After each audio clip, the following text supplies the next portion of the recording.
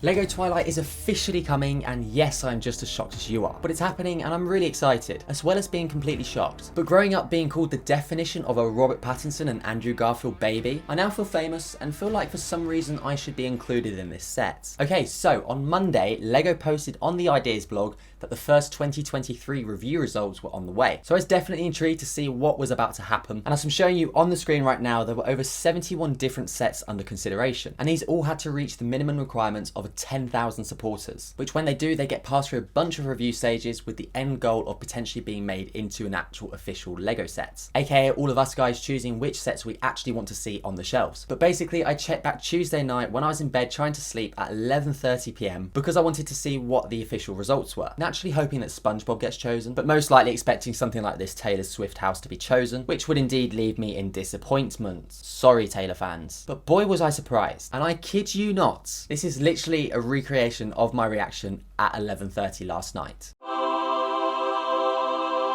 I even put the Grogu Udi on to make it realistic. But LEGO definitely didn't disappoint me, and although it isn't indeed SpongeBob, the love triangle is on its way to LEGO. The Botanical Garden was surprisingly the other set that did indeed get included with the Cullen House. But not gonna lie, it's nice and all, but it's not exactly something that I just go more than, that's cool. So a guy named Nick Michaels, I hope I have said that right. Oh, this is even better. He likes to go by Lobster Thermidor. That is definitely what I'm going to be calling him for the rest of this video now on. Lobster Thermidor. But he's basically recreated this stunning version of the Twilight Cullen House. Now, of course, we do have to take all these images with a bit of a pinch of salt, because the likelihood is LEGO will change it a lot between now and when it is actually due to be released. Probably not for the better. I mean, no, LEGO sets are great all the time. There's never a problem with them. It features 4 minifigures with your 3 main ones being Edward, Bella, and Jacob. And then there's also a brick-built version of Jacob. And oh my god, he is so white. A very pale Carlisle. It's a 3-story building featuring 2,995 pieces. Nearly 3,000 pieces. And now reading off of his post, some of the Easter eggs that Lobster Thermidor has included features a baseball bat and gloves in the garage, which is a throwback to, I believe, the first movie. The graduation caps as art, which we see going up the stairs. And of course, no beds, because vampires do indeed not sleep. I swear Edward actually had a bed though, but he said he'd never uses it. It's cool either way. But all of this is indeed relating to the film, as I'm sure you're all aware. But this is really cool. He features some 1x1 custom printed tiles in the living room, which apparently represent all the different book covers. Now that is a pretty cool feature. The only bit that I do indeed could see being scrapped is the buildable version of Jacob as a wolf. I just really don't see LEGO going ahead with this. They'll probably just slap a wolf headpiece on it. I think it's Victor Crumb in Harry Potter, which has a similar thing with the different version of the shark head. But they'll probably just do that and then call it perfection. Oh, Mr. Tractor. Especially judging off of previous situations.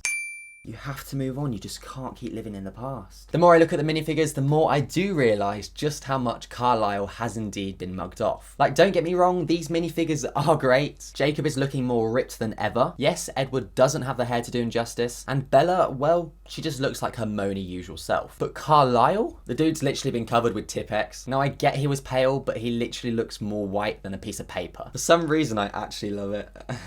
So this set is actually confirmed, and if LEGO do go ahead and decide to release this set with some minimal changes, and we do indeed get nearly 3,000 pieces, then judging off some previous winning ideas sets, I do think this set could easily go over $200. And with all the amount of teenage girls thirsting over Jacob and Edward in the mid-2000s, I could see this set becoming very, very popular. And LEGO will probably just whack the price up for that reason alone. But the more I look at it, props to Lobster Thermidor. God, I do love saying his name. Lobster Thermidor. The more I am indeed mesmerised by this set, I am really excited to see how, in fact, LEGO do decide to develop this set, especially with the box art, because that could be crucial. I really do hope they put some thought into it rather than slapping the Bermuda Triangle of Edward, Bella, and Jacob's faces all into it. It really isn't the video that I was expecting to be making this week, let alone ever really expecting to see this as a set. So thank you, Lobster Thermidor. I can't wait to see the official images that LEGO do release on their website in 2024. A lot of people are indeed going to want to buy this one. So let me know your opinions. I'm very intrigued to find out what you have to say on this, and I want to know if you were as shocked as I am. Because to be honest, I still am pretty shocked. And I'll see you all in the next one. What even does Lobster Thermidor actually mean? Oh,